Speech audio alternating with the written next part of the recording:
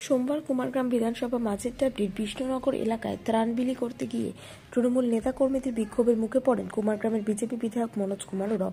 অভিযোগ, সেই সময় বিধায়কের উপর হামলার চেষ্টা এবং তাকে হেনস্থার ঘটনাও ঘটে।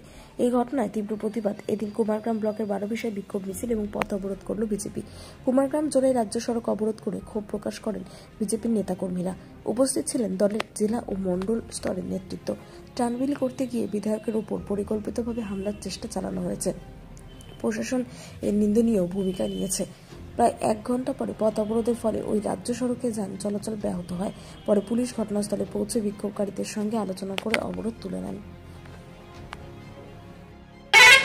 আমরা আমার বিধানসভা কুমারগ্রামের বিভিন্ন জায়গায় যেখানে জল জমে গিয়েছিল, বিশেষ করে যেখানে টাপু এলাকা, দ্বীপ এলাকা, সেখানে জল জমে গিয়েছিল এবং আমাদের ডাকা হয়েছিল।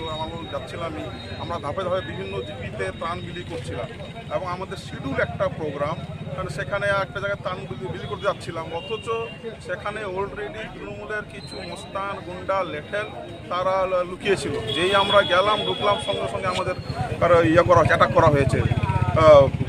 কপালটা ভালো যে এলাকার মানুষ ছিল, তারা রুখে দিয়েছে এবং সেখানে সরাসরি ওখানকার যে অঞ্চল প্রেসিডেন্ট এবং তার কিছু চেলা চামুন্ডারাই তারাই ঘটনাটা ঘটিয়েছিল। তারা ভেবেছিল যে তারা করে নিয়ে তাড়িয়ে দেবে বা ভয় দেখে তাড়িয়ে দেবে।